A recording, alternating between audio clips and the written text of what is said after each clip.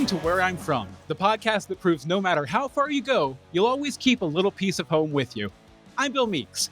If you're like me, you probably know Jason Inman as the former co-host of DC All Access, a YouTube show that promised an insider look at all things DC Comics. So get ready for DC All Access.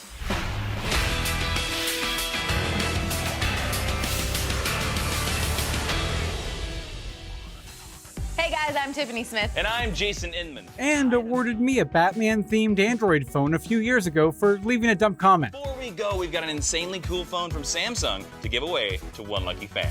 Jason's also worked for Rhett and Link's Good Mythical Morning, written for Collider and Screen Junkies, and hosts a weekly podcast aimed at noobs called Geek History Lesson with his co-host Ashley Victoria Robinson, who he also co-wrote his indie comic book Jupiter Jet with, among other fun indie books. He's also the author of Super Soldiers, a non-fiction novel about the secret connection between superheroes and the military. Much like a superpowered farm boy from the stars, we all probably know, Jason spent his formative years in rural Kansas, living on a farm just a couple miles outside the small city of Stark, Kansas. Population 69. Nope, not 69,000. 69 people. I'm from Stark, Kansas. Population of less than 75 people according to the last U.S. Census. 1,500 miles east of Los Angeles. Probably the smallest town in America, or at least I'm putting that down right now. Okay, so Stark is the smallest town we've ever covered on the show, but it does have some notable landmarks nearby, including the original Little House on the Prairie. Today, we'll talk to Jason about what it was like growing up in a real-life Smallville, how he transitioned through the armed forces to the metropolis known as Los Angeles. And perhaps we'll even get into a little bit of Superman, if you're into that sort of thing. All right, let's talk to Jason.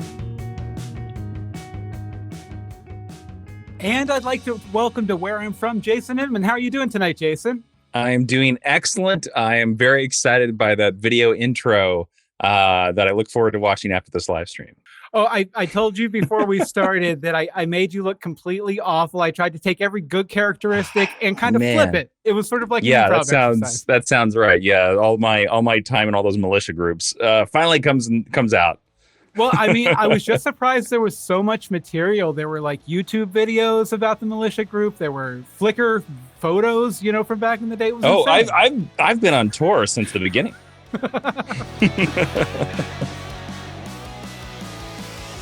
I've talked to some people from some small towns, but you are from a very small town. I can't believe it. I looked it up on the census, and the population, I believe, was 69 people, according to Wikipedia.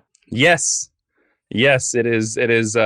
Stark, Kansas is where I am from. Well, actually, I'm not even technically from Stark, Kansas. I grew up on a farm 2.5 miles east of Stark, Kansas. But yes, it's funny because I made a video about Stark, Kansas, and I was showing and you can find that on my YouTube channel and stuff like that.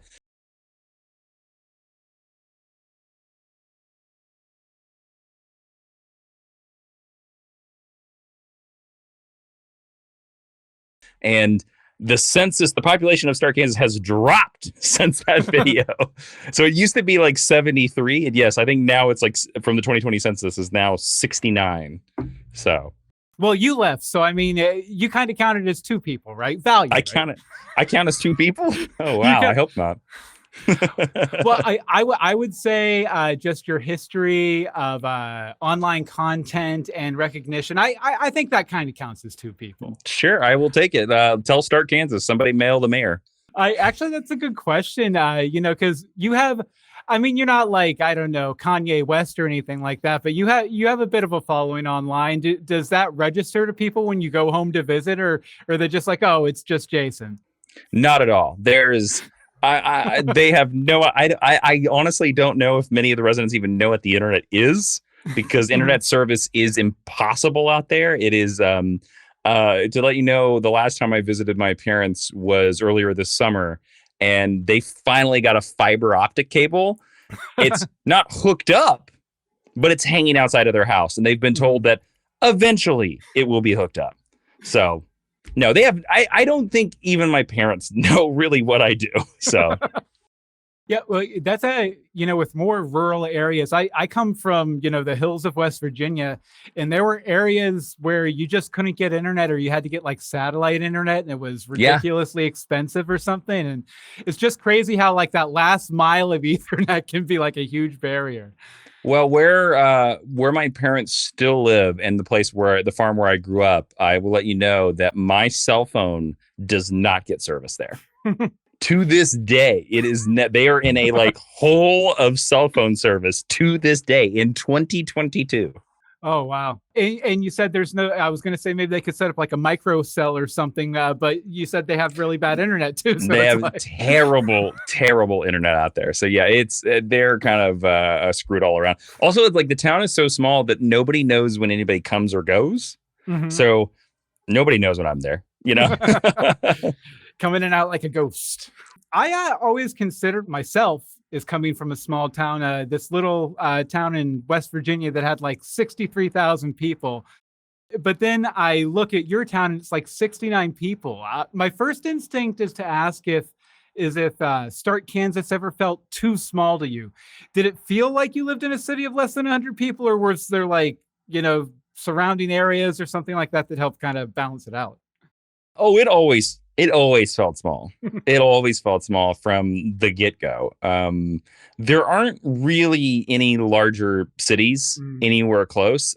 When I went to high school, I had to ride the bus for an hour. Oh, wow.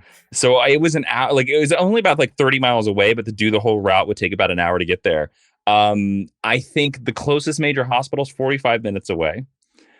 And when I fly back in, I have to fly to airports that are usually about 3 hours away. And I have to rent a car and then keep going. Like, that is how rural Stark, Kansas is. There's no service or anything that or a bus you could take. You actually have to physically rent a car. Yeah, you have to physically rent a car because the closest a Greyhound could get me would still be 30 minutes away. So no matter what, I'm going to be stuck somewhere. Well, that kind of sucks, though, because you can't do like that surprise drop-in on your family. Someone has to know you're coming.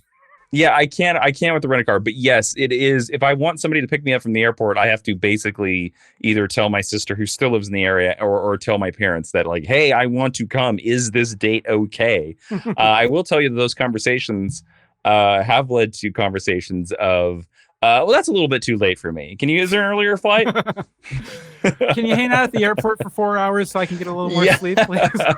Yeah. Can you, do you mind like taking the red eye? And you're like, I guess okay.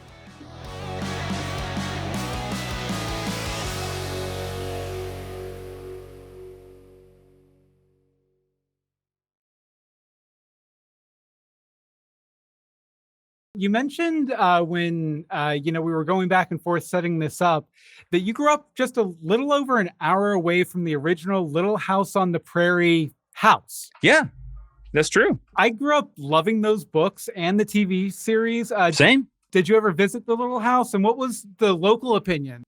We went to it on a school field trip. Oh, wow. In the fourth grade. So yeah, it's luminary. It's outside of Independence, Kansas, which is about an hour. Yeah, it's about an hour west of where I grew up. A fun fact, the first time I ever took my wife back to Kansas, we drove from LA. We did the road trip and and so I was able to, so she could see New Mexico and Arizona and Texas and Oklahoma. And we drove to the Little House on the Prairie so that she could see it. It's tiny. That's the thing about it. It's just the little house. It's probably tinier than the room I'm in right now. Wow. Then there's a church/schoolhouse. I think they built a schoolhouse next to it. And then there's like another building that's like a little gift house full of like Little House on the Prairie. It's, if you ever get the chance, it's like right off the highway. It is in the middle of nowhere outside of Independence, Kansas. But go see it, because you will look at it and you will say to yourself, I can't believe that 5 people slept in that for years. Yeah. And that was their, like, it is so, I can't stand up in it. I'm 6'1". I cannot stand upright inside the little house. Well, Michael Landon was really short, so he was probably okay. Michael Landon, but he's also an angel. He's riding that highway to heaven. He's fine. What was the local sentiment about Little House? I almost said Little Shop of Horrors, Little House on the Prairie. Were people, was it a point of pride or were people very much so. It's very much a point of pride. Everybody loves those books. And I do think those books are pretty amazing. And I even like the television show too. It is a piece of, again, as I said, we Kansans don't have much. We don't. So like we grab onto everything we can. So we grab on a Little House on the Prairie and say, yeah, that's ours. I don't care the television show took place in another state. It was the later years, the Kansas times. The pilot takes place in Kansas, and that's ours. There's a debate. There's a big debate in Kansas of where is Dorothy Gale's hometown. Now, Hays, Kansas, it's way out west, painted a Main Street brick all gold and was like, it's us. And they have like a little Wizard of Oz museum. But there is still like a couple of towns are like, you're not the real hometown of Dorothy. I'll tell you what. Maybe that's the town Dorothy ended up in and thought was Oz because Oz had the yellow brick roads, guys. Come on. Yeah, I know, right? Right. But there's a lot of debate about like which town is Dorothy's hometown. And there's even a town, it's called Emporia. And they started, I think they kind of stopped right before the pandemic. For a couple of years, they were doing the Smallville Comic-Con because they were being like, we're Smallville. And I had some druthers about that just because I think they're a hair too big to be Smallville because they have a college in their town. And I don't think Superman's hometown has a college in it. Maybe those like Silver Age Superboy stories, maybe there was a college, but probably not. Yeah. I don't think Smallville is big enough to have a university in it. I'm just going to throw that out there right now. That's where I draw the line. Not big enough to have a university. Controversial opinion here. You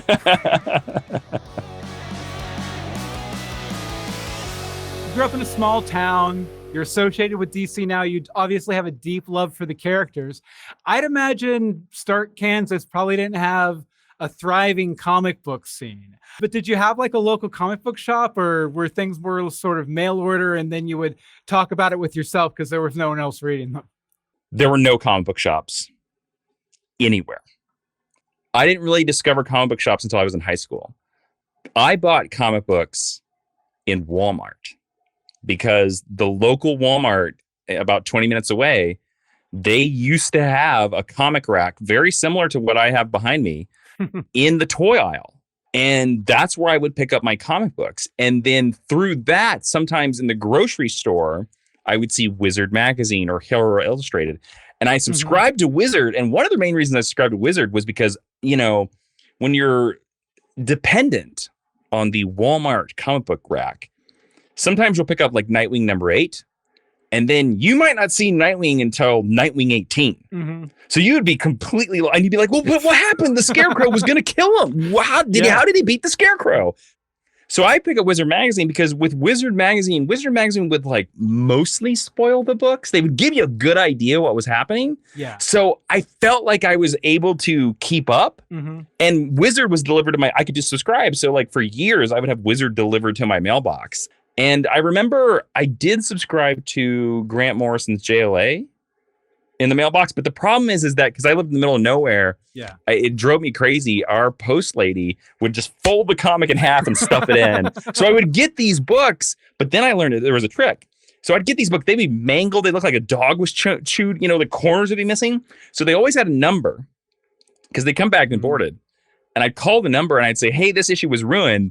And every time I did that, they'd give me 3 free issues. Ooh. So they'd extend my subscription. So I did that a lot.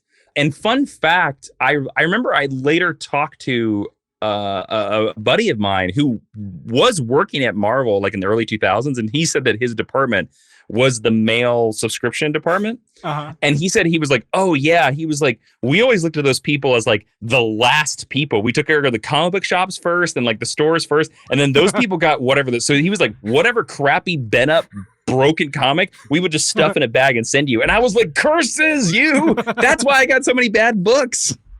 And then it was easy just to pass it off as, oh, it's the mailman's fault. What do they know about comics? Yes, Marvel Comic. I was told that specifically Marvel Comics did that in the late 90s, early 2000s. It is on record here now. I'd imagine, reading Wizard, if people don't know, Wizard was sort of a comic book magazine. It usually had a price guide. Yeah, it was like the Sports Illustrated of comic books, basically. Yeah. A lot of the things I discovered and loved in Wizard magazine growing up were sort of like these indie books like Milk and Cheese and Madman by Mike Allred and stuff like that. Yes. Was it frustrating to you that you didn't have like a necessarily comic shop? You could just go down and pick up the latest hot issue of Spawn or whatever? So interestingly enough, Spawn made an appearance at my comic rack in Walmart. So somewhere in the 90s, Spawn got big enough to like make its way in. Some of the Image books, I saw Wildcats there a couple of times, but yes, like some of those darker books are like I never saw Hellboy ever. Mm-hmm. I would never see Love and Rockets. I never saw Love and Rockets. I would never see Cerebrus. Yeah, there were some of them that I really, really would want to read. And those were generally the ones that I would scoop up in my college days. I would pick up a bunch of those and stuff like that. Like Preacher was a big one of those. I never saw Preacher, never got to read Preacher basically until I got to college. Did you like keep a tally and a list and feel a sense of obligation about, okay, I need to make sure I need to read Watchmen and I need to read this and that because like these are the ones that everyone are saying is so awesome and everything. Like, did you feel an obligation? No, I'm funny. Like I know a lot of nerds. I know especially comic book nerds are obsessed with lists and they're obsessed with rankings. I've never been that person. I'm just the person that I'm walking up and down the aisle and I'm like, oh yeah, I remember that book. Oh yeah. I don't ever make lists for like, I got to get this book and I got to get in this order and I got to do it. I've never been that. I've never been that type of nerd.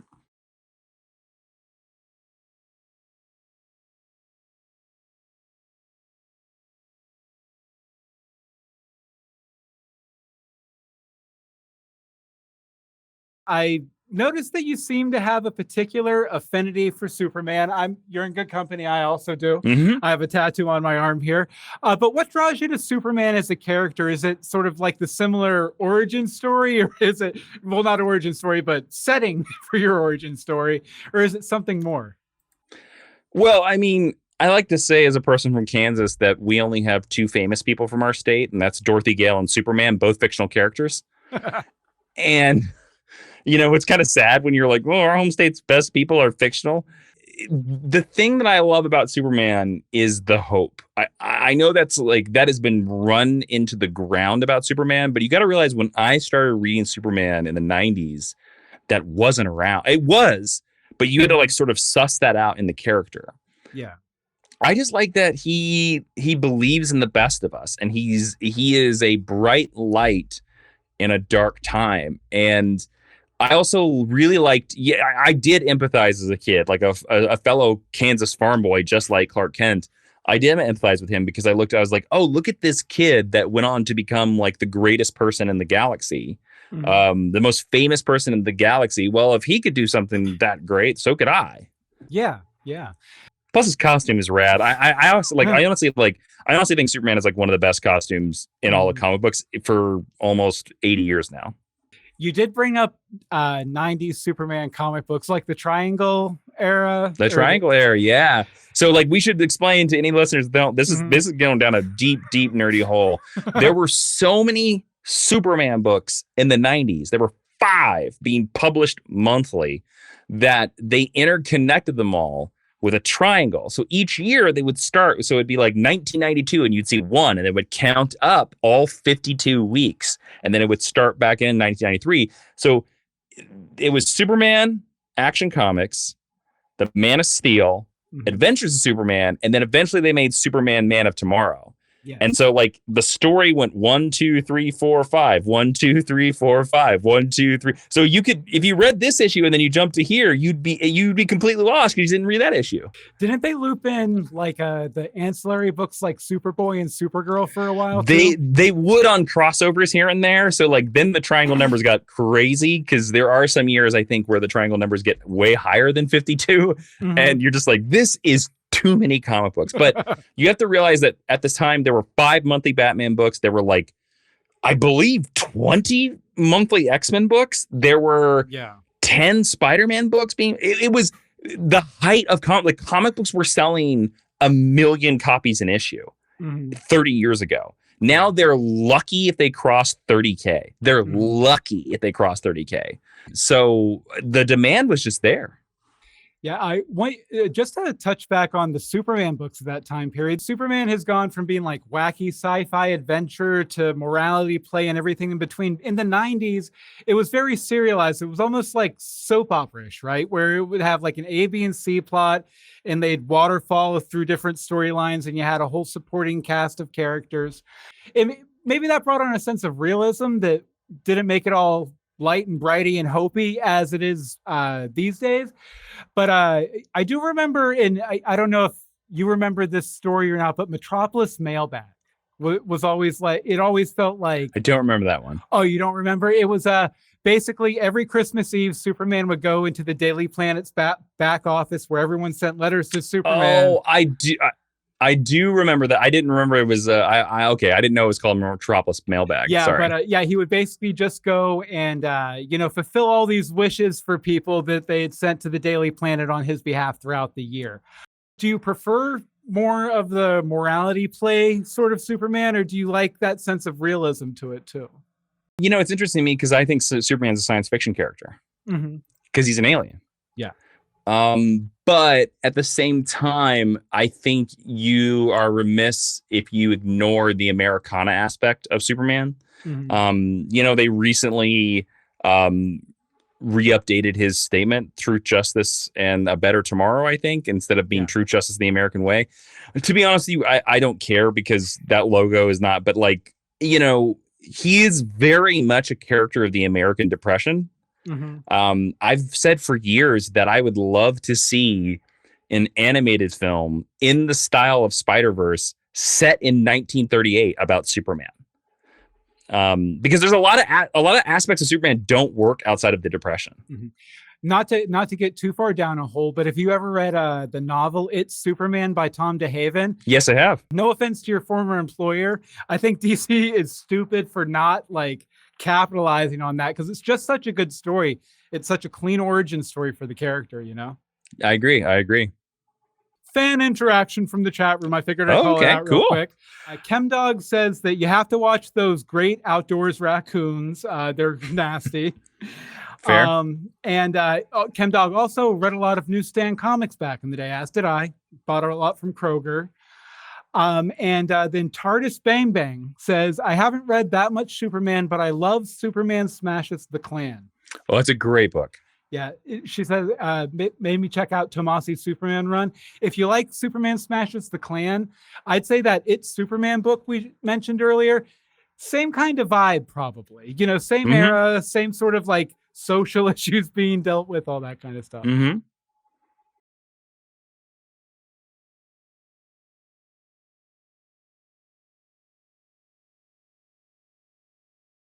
I learned about you as the host of DC All Access, the DC YouTube show. I think you have me confused with somebody else. I'm sorry. Oh, really? No. Yes. Yes, that's correct. It's weird. He looks exactly like you. I will say there is another Jason Inman in Hollywood right now. I don't know if you've seen this. If you go to, I've called him my more talented doppelganger for quite a long time. And I've known about him since Pirates of the Caribbean, the first one. The very first one.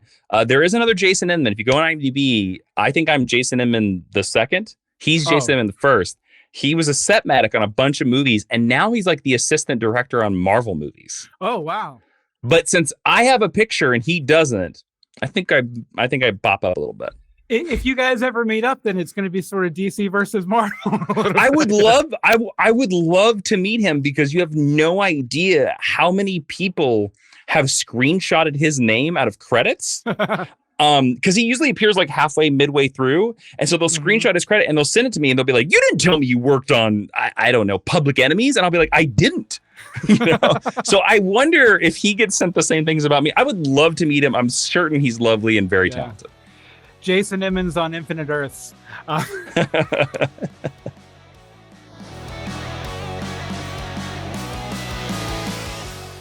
All right, so we're going to go ahead here and take a little break from the questions and play a game, if you're game for the game. I'm game for the game, I guess, yeah. Excellent. Okay, so this game's called...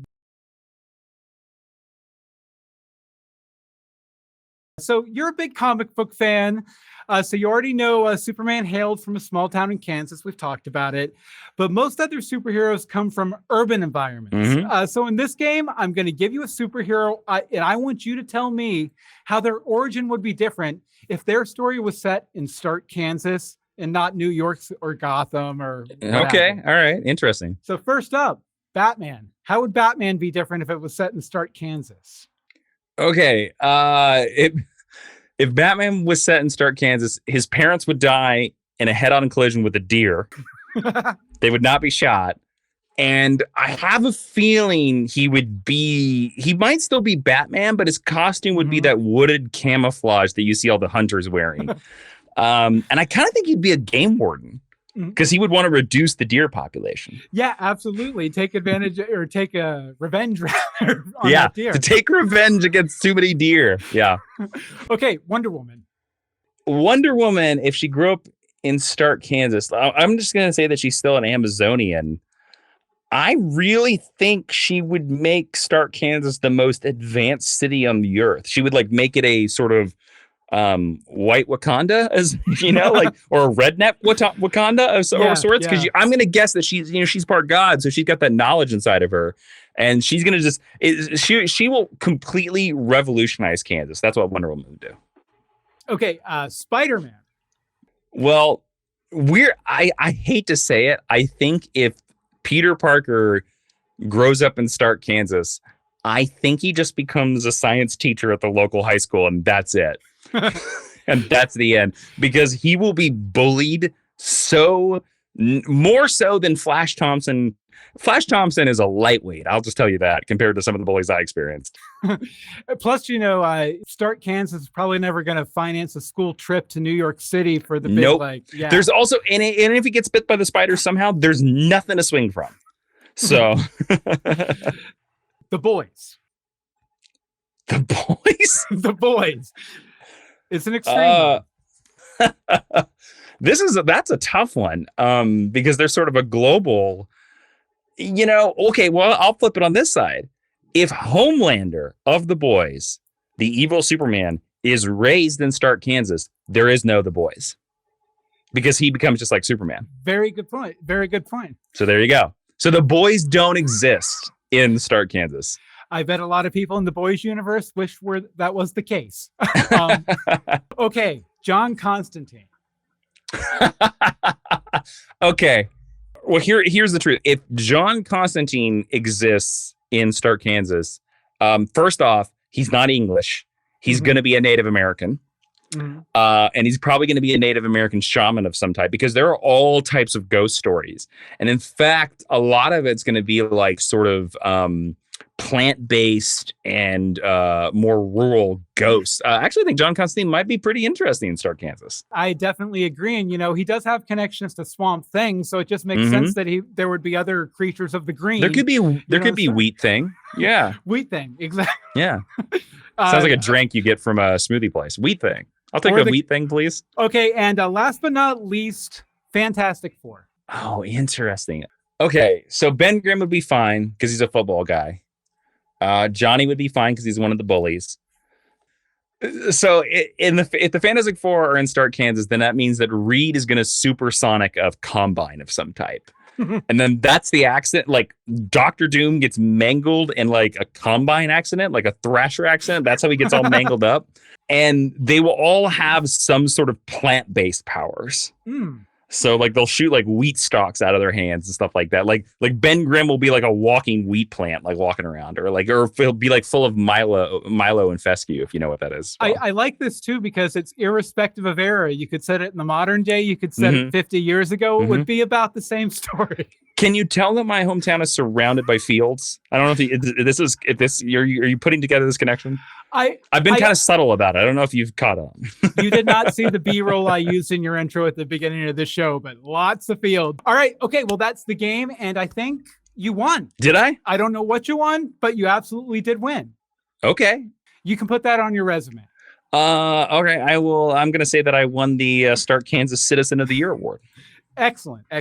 And I will back you up on that. You can give people my number. We're going to put it right here. There's going to be some article. Somebody put this on Wikipedia that Jason Inman won the Stark, Kansas Citizen of the Year award.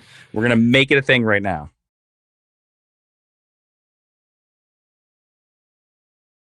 Okay, folks, well, sit tight. I have to, pay the bill, so we're going to play a quick ad from my sponsor, and then we'll be right back to wrap up with Jason. Where I'm From is brought to you by Streann Studio. That's Streann Studio, the web app that puts you in charge of the live show. Streann Studio allows you to take your streaming game to the next level by allowing you to stream to multiple platforms at once. If you want to go to Twitch, if you want to go to YouTube, if you want to go to a website that isn't supported even, you can stream to all of those platforms at once, get feedback from your audience, and most importantly, it puts you in control of the show.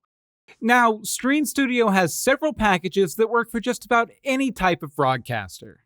From the free plan, where you can stream with a watermark, all the way up to the gold plan, where you can have up to 8 guests. You can stream to as many social platforms as you want. You can get a web link to share your show with external audiences, and you can even get an iframe so you can embed your live stream show directly into your website. Hey, I love Streann Studio so much, I'm using it to produce this show. I want to thank Streann Studio for supporting Where I'm From, and you can give this fantastic software a spin and support Where I'm From at the same time. Just head over to our website at billmeeks.com/whereimfrom and click on the Streann Studio banner so they know we sent you their way.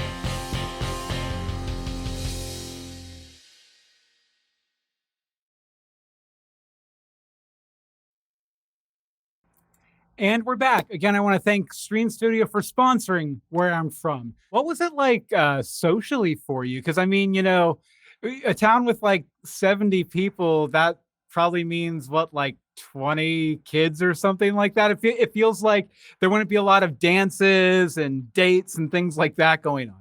So socially, it was quiet. Socially, it was very limiting. I still had a lot of friends through school. But the problem is that I would always hear the stories, because where my school was Erie, Kansas, about 30 minutes away. And it was a smaller, I think it's like a town of maybe 5,000, maybe. That might be stretching it. Yeah. I would always hear stories from the people, my friends that lived in that town, that their friends would come around and knock on each other's doors and surprise visit. That never happened to me because I lived in the middle of nowhere. In fact, it's something that I have taken into my adult life. I have a hard time, it's still to this day, hanging out with people on weeknights because when I, for the first 18 years of my life, that didn't happen. Yeah. Because we were too far. We were in the middle of nowhere. So you only hung out with people on the weekends.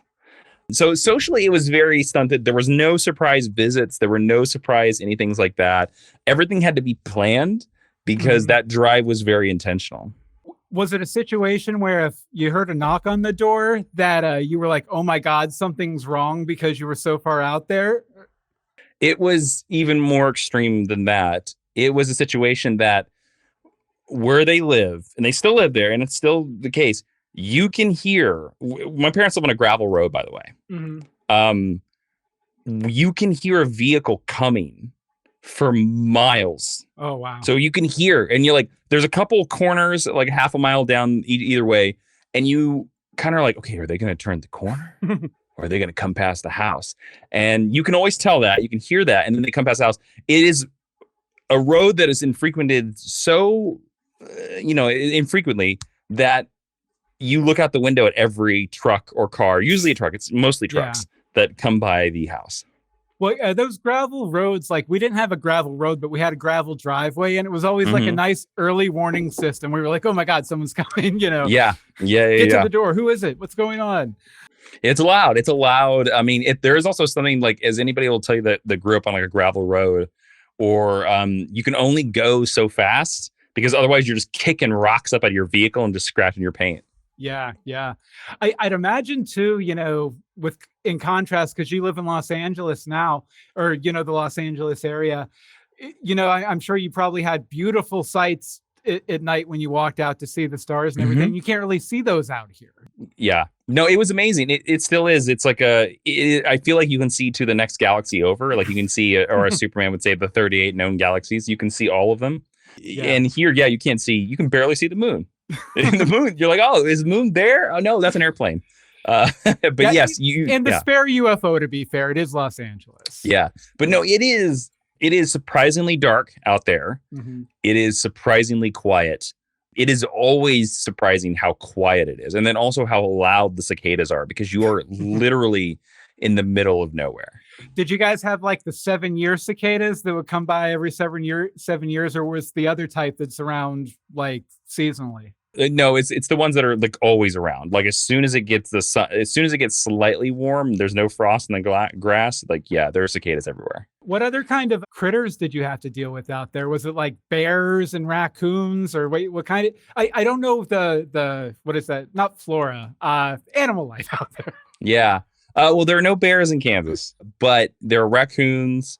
There are possums. Like that's the thing. I've noticed a lot of women in Los Angeles will romanticize the possums of Los Angeles because they're running in between the houses. Mm-hmm. No, possums are dirty, disgusting, and mean creatures. And growing up on a farm in Kansas, I will tell you, they are not nice. They're mean rats that will eat your chickens. Raccoons in the Midwest are very mean. Mm-hmm. They're like rabid Tasmanian devils that want to bite your face off. Wow. So every time I see a raccoon in Los Angeles, I have this impression that raccoons in Los Angeles are just like the Big Lebowski. They're just like, yo, dude, whatever. They don't care about humans. They just care about your food. Yeah. Raccoons in the Midwest are Walter in the Big Lebowski. They will shoot your face off at the drop of a hat. To defend the raccoons, pot's legal on this side of the country. It might not be in Kansas yet. That's fair. They're just chiller animals in general. Yeah, I mean, they might be eating a lot of gummies that don't exist everywhere else. So yeah. Exactly. What was high school like for you? Was it basically like you went to school with the same 20 kids all the years of school, or was it a bit more varied and people were in and out? So I had 50 people in my graduating class. Mm-hmm. There were 200 complete people in the entire high school, so about 50 per class. So it was almost the same people for the majority. I would say like about 10% of them changed. Kids move away, moved in, whatever. Yeah. But the same, like 90% were the same people. So yes, these were people that I'd known since mostly kindergarten. Fun fact, I don't talk to a single one of them today. Not a single one of them. They're all random Facebook friends. There's a couple of them that will like pop in on Facebook here and there. And I will say to myself, well, I didn't even like you in high school. Why would I let you lurk on me now? Mm-hmm. But it was very limiting, because you would know, like, people divided into their groups early, and they kind of didn't change. And then sometimes there would be, like I had a guy that I was friends with when I was in elementary school, and he decided to play football in junior high, and we were really good friends. And then suddenly he became like like what happens in high school, the cliques happen. He became too popular for me. And I will say at the time that really, that really hurt me. I was like, what is, Thankfully, I know that guy. I think what he does for a living is just mow lawns. And he posts on Facebook, thanks Joe Biden for high gas prices. So I think I won at the end of the day. Yeah, absolutely. What's the socio-political climate in the area of Kansas you're from? Is it dyed red? Is it mixed? Is it blue? Like what's the kind of general sentiment? Oh, it is. Oh, we only have an hour for this podcast? Yeah. This could fill the rest of the hour. It is red. It is red beyond belief. It is Bible Belt red, to the point where when I was in high school, I took a lot of art classes, surprise, surprise. And the principal would give notes or have problems with certain subject matters. I one time did a painting about the Beatles in high school, and our principal basically was like, I don't know, they seem a little racy for high school. And I'm like, the Beatles from the 60s? With their long haircuts? Oh, yeah. She was probably around for the Beatles. Like, she was probably the young girl peeing her pants when the Beatles came up on stage. And now she has a problem in the 1990s about the Beatles. But it is... there was a story recently, and this was after when I was living there. There was a recent, within the last 10 years, I don't remember the name, but there was a political candidate that was running for office. I believe is for governor in Kansas. And he was, I would say a very conservative Democrat. And he was running against a very hardline conservative Republican.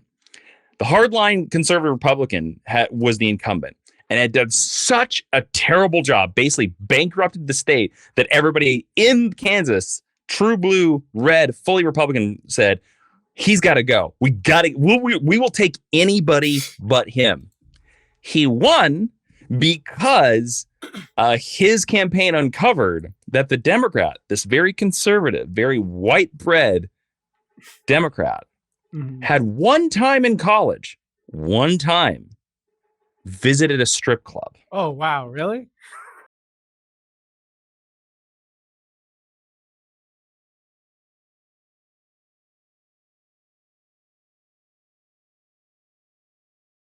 He lost the election in a landslide because of that one fact, even though the previous candidate had bankrupted the state. That's a bit of a punishment for a youthful indiscretion that some might argue might not even be an indiscretion, and is just sort of like part of growing up, I would say I would be like, throw a stone and find me a person that hasn't been to a strip club, male or female. Like, especially in college. Come on. Oh yeah, that's like, what else are you going to do on a Thursday night? Yeah. You see the sign for the the scrambled eggs buffet. You're just like, well, you only live once. Let's go inside. So were you more around where you are now politically while you lived there, or was that something that sort of grew out of getting out of the town and learning about the world? I luckily have always been pretty liberal. My mother, bless her heart, is always been very democratic, and she has been like the bastion of freedom in this pool of red. So I was always like on the Democratic side, always on the liberal side and stuff like that. And, she's a voracious reader, and so am I. And I got that from her. So I have become more liberal as I've left. But like I was always liberal. I was talking about universal health care in high school in Kansas to redneck farmer kids who thought I was crazy. Wow. Like, even then I was like, I'll pay a little bit more taxes so I can walk into a hospital and I don't have to pay money. That sounds great. And everyone was like, what the hell, man? Like, yeah, basically they were just like, how does that work? We should have to pay. And drive 40 miles for the privilege. Right? Obviously, we talked a little bit about the fact that in Stark, wasn't necessarily a ton of stuff to do, but if I happen to get swept up by a twister and I land in Stark, Kansas, what sort of things could I do for fun? Oh boy. Well, you could walk the railroad up and down. You can do that. You can look at a lot of the abandoned farms. There's a couple of very nice creeks nearby. But other than that, you're going to have to invent your own fun. Yeah. I mean, half the reason why I dropped into a creative field and became a writer and is because I spent days and days and days and days and days imagining things. So of course that became fun to me because there is nothing to do. It is like wandering, and this is pre-internet too. Did you guys even have like TV service being that far out? No. Wow. My parents still don't have the internet. Like, that's how analog they are. They do not have the internet. We did not have cable. Like, it's so funny. People will tell me things about Nickelodeon shows, and I'll be like, "What's Nick?" I've never heard of that show. I did not have cable. No. So yeah, you're gonna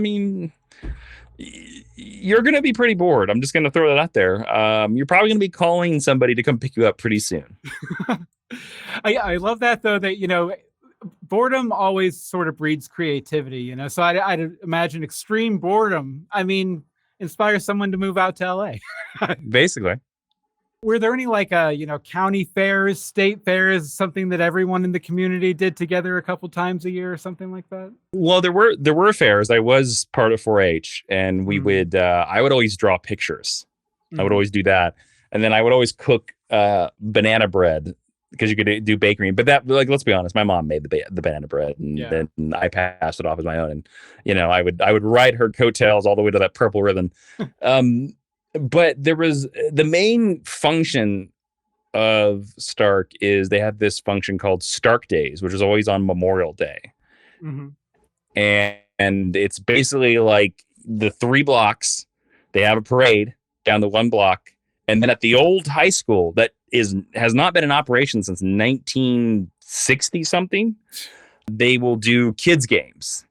And that is like the to-do of Stark. It's like the only event that takes place in Stark, Kansas. In fact, I've said this, I've mentioned this actually recently in a couple of years to like my wife and some of my family members that I would love. I don't have the idea yet, but I would love to figure out an event or an art show that I could crowdfund that could take advantage of local artists and have it during Stark Days in my hometown. Oh, that'd be fun. And like, that's such a nice thing too. A lot of people leave their hometown for a reason, and not everyone has like this desire to give back. That's interesting that you sort of have that desire. Like, I want to bring something to a Stark. Yeah. Well, the biggest problem about it is just the coordination because Stark is in the middle of nowhere and it is in more of an elderly population. Coordinating that would be almost nigh impossible. I would almost have to go there and just be there for months, which is not something, as you can tell, I'm desperate to do. But like, it is an idea. I have a feeling I'll figure it out one day, but I'm also not in any rush to do it. Yeah, it might end up being Stark months instead of Stark days, I guess. Now, Jason, a lot of small town kids don't even consider jobs like video host or comic book writer as viable options. What made you want a career in media? Yeah, I want to give you the smart alecky answer of ignorance. Pure dumbassitude. You kind of. I always wanted to be involved. A fun fact, I have this weird story of like how my career sort of unfolded is that I originally wanted to be a comic book artist, and I was going to apply to the Joe Kubert School of Graphic Design. And in high school, I looked at, it was a bad idea. I looked at an issue of Adam Kubert's Wolverine, and I compared it to my own, and I was like, oh boy, I don't have a chance. So then I wanted to do special effects. And I was going to do special effects. And then after that, I was like, I don't know enough about computers, can't do that. And I remember seeing a couple movies and seeing written by, and I was like, oh, I could write stuff. So I didn't have any idea how to do it, how to come out here and do it, how to make it happen. I mean, as you know, there is no clear career path. I mean, you're very familiar with that as well. Oh, absolutely. I think it was just one of those things of like, I got to go out there and try it and see, because I'm going to regret it if I don't. One of my big regrets from my like 20s and stuff is like coming out here and going back, because you can feel kind of lost trying to have a creative career, especially in a big town like Los Angeles. And it's really easy to like, sort of like, maybe I'll just go home again. Did you ever have a moment like that where you were like thinking about calling it quits and going back to Stark? No, I actually, that's never happened. I think because this is the benefit of where I'm from. Title of your podcast. Pulling that back in. I'll give you $5 after the show. Go ahead. Thank you. I listeners, you don't know, he's going to pay me $5 every time I say where I'm from. There's 10. So where I'm from, 15. Go ahead. There is no safety net for anything that I want to do. Like, there's no viable industry unless you just want to be a farmer. And I didn't want to be a farmer. My father was a farmer. My grandfather was a farmer. And I saw that and said, no. So there is no fallback for me at all. Like, I don't have a fallback. I've never had a fallback. So I either have to make this work or I don't. So no, I've never had the time where I'm going back to Stark, Kansas, because there's nothing to go back to. Well, let's talk a little bit about you leaving too, because you left there to go to the military, right? Yes, I joined the Army National Guard first, and then I went to community college. And while I was there, I got activated in the full-time Army. And then I came back for college. I went to University of Tulsa. Yeah. And then I moved out here. Mm-hmm. So so I had a little bit of I didn't come out to LA until like my late 20s. Yeah. So what sort of motivated you to join the military? Was it like sense of duty to country? Was everyone else doing it? Well, I've always had like an adventurous streak in me. Mm-hmm. Nobody except for one of my uncles has been in the military in my family. There's nobody. And my uncle did it because he was drafted for Vietnam. So the recruiter gave a hell of a pitch, said you could travel the world, do all this stuff. And I was like, that sounds great. And I always looked at it as I was like, I'm going to do 6 years. I'm going to have an adventure, and then I'm going to come out of it. And it's going to be great. And, I got deployed to Iraq during that 6 years. So a very big con, but overall, I was very positive. I mean, I've seen every continent except for Australia and Antarctica. And I know people that are my age that have never been out of the country. So like I got to live in Europe for a couple of months. I mean, I got to do a lot of stuff that I would have never, ever been able to experience. So, I mean, it was an adventure. And it has its pluses and its minuses. And, looking back on it too, like, I am also one of those veterans that I'm very critical of the United States military at the same time, but I'm also very supportive, which is why I did the John Wayne charity drive for service members for 5 years. Yeah. Because I'm one of those people that believes that you can like something, but still be critical of it. Was any part of it sort of like this sort of altruism, heroism that you saw in comic book characters, thinking like, maybe I could be a hero. Maybe I could do that. I bet you unconsciously that had something to do with it. It wasn't conscious. I will say that. It wasn't it was just, it seemed like an awesome opportunity. And flat out, I will say you do get paid. So it is a job, which was nice. I will say I bought a brand new car after I got out of the Army. So like, the paycheck was nice, but that probably was a bit part of it. I mean, I do look at myself to be a pretty patriotic person. And I do think inherent in my belief that like, if we all did just a little bit more than just like our base needs, like the world would be a million times better. But most people just worry about their base needs. And I don't think it has to be that much. I think it has just to be just a little, like 1% more, which is actually like which could even be as much as like give $20 to a food bank every year. I think it would make it has ripple effects. So I'm certain that was unconsciously in my decision. Yeah, you're probably right on that. What was I going to say? Darn it. It was a good thought too. It was really going to tie everything up even better than you did. Okay. No, that's what you do on the Where I'm From podcast. I get it. Absolutely. Oh, there you go. $20 now. I'm making out like a bandit on this one. We do have one more game for you, and this is a new one. Okay. I try and introduce a new game every episode. It's a lot of producing, my friend. Absolutely. I try and stay busy. This game is called Wheel of Anecdotes. Okay, so I'm going to give you a suggestion. Think of it as like an improv suggestion. Sure. And your challenge is to respond with a short, hopefully 20 or 30-second anecdote from your hometown that it reminds you of. Your first suggestion is corn. Oh, okay. So there are lots of cornfields around Stark, Kansas, and I will tell you it is a very common thing for everybody. My dad was very guilty of this, to pull off on the side of the road, walk into the cornfield, grab 5 or 6 corns in the cob, and that was your dinner. Nice. Well, I mean, that just makes sense. From the earth, and then you put it back into the earth later. Yeah, but like we didn't grow that corn. That's full on stealing. Everybody did it. Okay, tractor. I spent many summers riding on the fender of a tractor of my dad or my grandfather out like plowing fields or mowing fields or stuff like that. It would always make my mother nervous because that's not where you're supposed to sit, but we did it all the time. Okay, the big city. Big city. The big city to Stark is Kansas City. It really, like, that's where you go for like the major hospital stuff. It's Kansas City.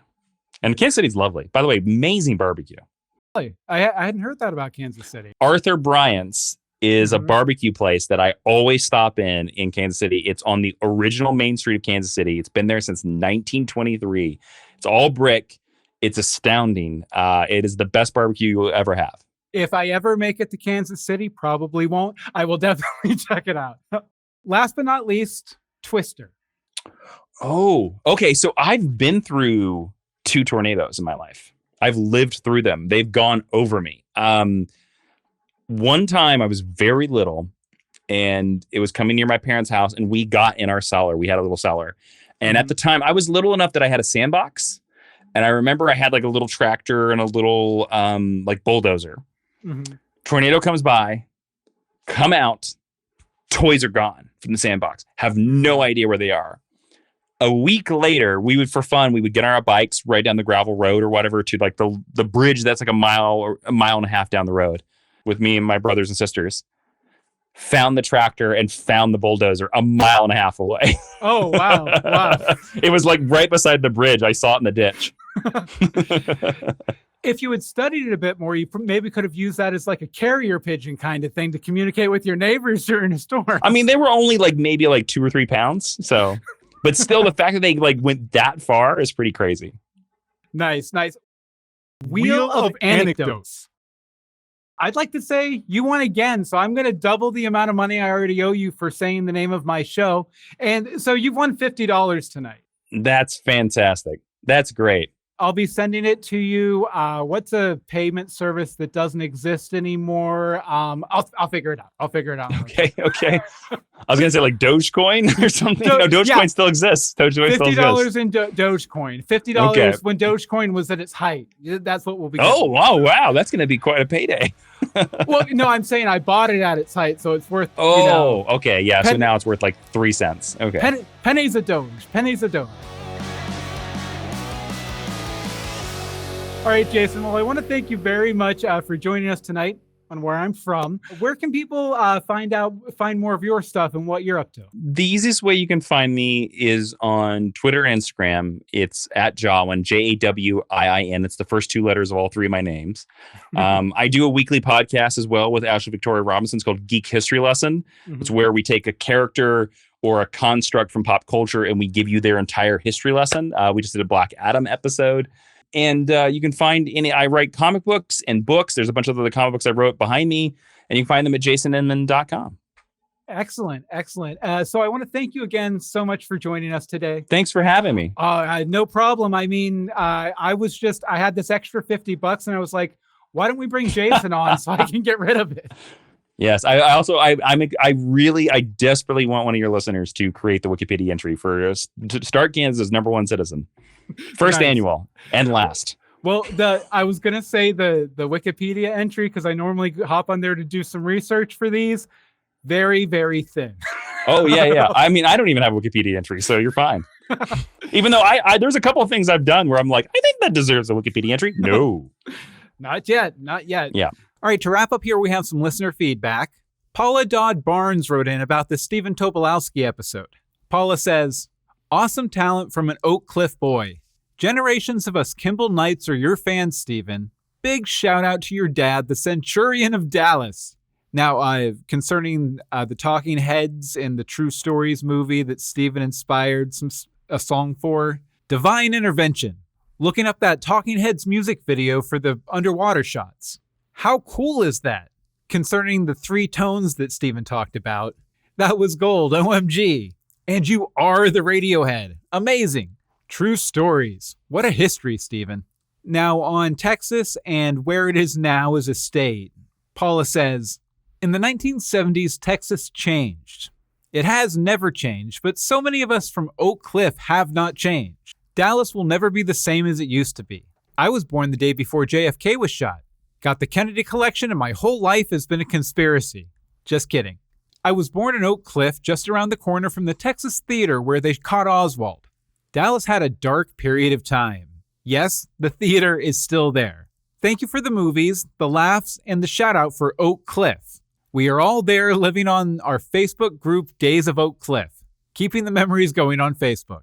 Thanks for all your years of acting at Theater 3 and on the big screen. Paula Dodd Barnes. Thank you so much, Paula. Rima Al-Masri also wrote in and said, "This is adorable. Stephen is pretty adorable." And then concerning my chat about my hometown, Wheeling, West Virginia, and just the general Ohio Valley area with Ashley Verma last week, Robert Hicks says, "I was born in Wheeling, raised in Wellsburg, and now live in Pittsburgh. It's not as big of a move as London. I love hearing about people from the Ohio Valley and where they are now." And then Addicted to Chaos said that, "I remember her, Ashley, from junior high. I knew I'd have some hometownies listening. How's it going, man?"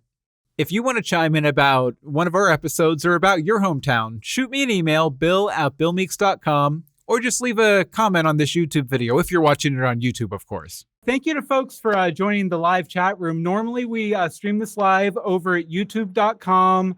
So I forget what the new things are. Search for Bill Meeks. They just changed up how they do those. I think it's at Bill Meeks LA. And over on twitch.tv at twitch.tv/Bill Meeks. And if you like the show, feel free to go over to Apple Podcasts, Spotify, rate it, like it, play the episodes, just hit play, walk away. It'll help our stats. And you can find links for all of the episodes, things we've talked about in the show, all that over at billmeeks.com/where-I'm-from. And again, as I mentioned at the top of the show, I'm looking to do sort of a call-in episode where we do some rapid fire, where we're from. If you're interested in participating, shoot me an email, bill@billmeeks.com. Well, that does it for this week. Thanks again to all our live viewers, and join us next time when I talk to somebody else about where they're from. See you soon.